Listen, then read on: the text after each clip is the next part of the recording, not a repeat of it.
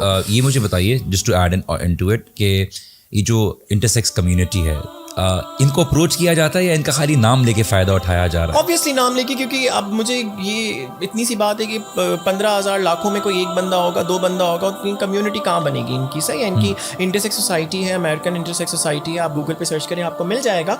Safest है for the society, sexual अर्ज नहीं है, ना मर्द के लिए डेंजरस है ना औरत के लिए डेंजरस है। सही है, और ये जो बात मैं बार बार बोलता हूँ, गेज़म, लेस्बियानिज्म, LGBT की डेंजरस सोसाइटी के लिए इसलिए है क्योंकि ये डिसफंक्शनल मैरिजेस करवा देती हैं। रीज़न क्या है?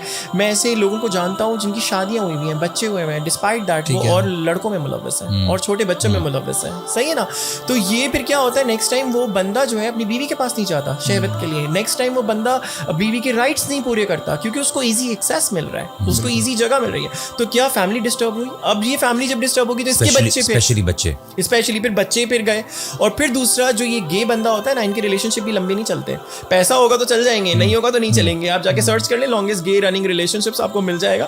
इंतहाई फ्रस्ट्रेटेड, इंतहाई डिप्रेस सोसाइटी, STD के शिकार हैं ये। सही है, HIV, इनमें चीटिंग की जो प्रोबेबिलिटी और रेट है वो स्ट्रेट इंडिविजुअल से कहीं ज़्यादा है। नंबर ऑफ पार्टनर्स भी इनके बहुत ज़्यादा। उसका रीज़न है ना, देखिए जब मर्द और औरत की शादी होती है ना, तो अल्लाह सुब्हानहू ताला को पता है कि इनके बीच ज़्यादा देर तक मोहब्बत चलने नहीं वाली है। ये इश्क आशिकी की जो होते हैं ना, ये सारी फजूल बातें होती हैं, टू बी वेरी ऑनेस्ट। इसीलिए अल्लाह ताला ने कॉन्ट्रैक्ट डाल दिया। आपकी और आपकी वालदा के बीच कोई कॉन्ट्रैक्ट नहीं होगा, आपके वालिद के बीच कोई कॉन्ट्रैक्ट नहीं होगा, लेकिन अल्लाह को पता है ये दो इंडिविजुअल है ना, इनके बीच कॉन्ट्रैक्ट डाला जिसको हम निकाह का नाम देते हैं कि अब ये साथ रहेंगे तो मेरे लिए रहेंगे, और जिस दिन इस इक्वेशन से मुझे निकालेंगे ना, उस दिन ये दोनों भी साथ नहीं रहेंगे। सही है ना?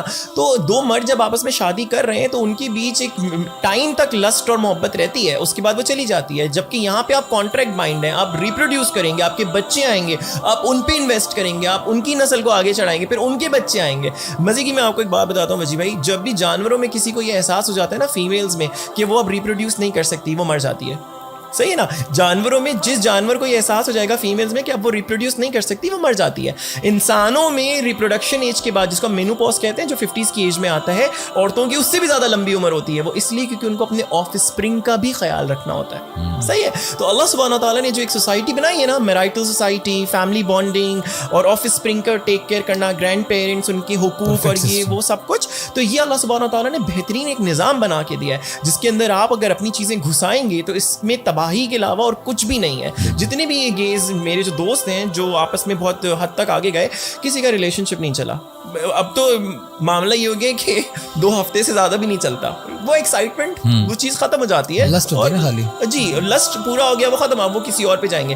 डेंजरस पार्ट ये आ जाता है कि जब गेज जो लोग होते हैं, दो जब सेपरेट होते हैं ना, तो वो सोसाइटी के और 2 लोगों को जाके ख़राब करते हैं, फिर वो और 2 लोगों को जाके ख़राब करते हैं, फिर वो और 2 लोगों को जाके ख़राब करते हैं। ये इस तरह फैलता है, ये इस तरह बर्बादी आती है। बल्कि एक मुझे ये बात बताएं कि क्या वाकई इनकी जो कम्युनिटी है, ये जो LGBTQ के सारे एजेंडे को पुश कर रहे हैं, जिनकी आप बात कर रहे हैं, नहीं, मुझे नहीं लगता इंटरसेक्स के लिए कोई काम हुआ है। सही है, और मैंने नहीं देखा अपने जानते तक। और मज़े की बात ये, आप इनसे खुद पूछें डेफिनेशंस क्या है, तो इनको तो इंटरसेक्स का पता भी नहीं होगा, पता नहीं होगा। ट्रांसजेंडर की अम्ब्रेला के अंदर, अच्छा मज़े की बात है, अमेरिकन साइकोलॉजिकल एसोसिएशन ही थी शायद, जहाँ ट्रांसजेंडरिज्म की जो डेफिनेशन है उसमें लिखा हुआ है अम्ब्रेला टर्म यूज्ड फॉर, खुद ही लिखा हुआ है उन्होंने। सही है ना? तो नहीं, मुझे नहीं लगता। इंटरसेक्स के लिए ज़रूर बहुत सिंपैथीज़ हैं, अल्लाह सुब्हानहू ताला उनके लिए आसानियाँ फरमाए, और जो यूनिट्स होते हैं, जो हिजड़े होते हैं, अल्लाह सुब्हानहू ताला उनके लिए आसानियाँ फरमाए। अच्छे लोग हैं, तमीज़दार लोग हैं, कोई इनके अंदर सेक्सुअल अर्जेस नहीं होती, सेफ फॉर द सोसाइटी हैं, ये इस तरह के लोग हैं। सही है ना? ये बहुत अच्छे हैं, डिज़र्व करते हैं टू बी रिस्पेक्टेड और टू बी लव्ड। बाकी के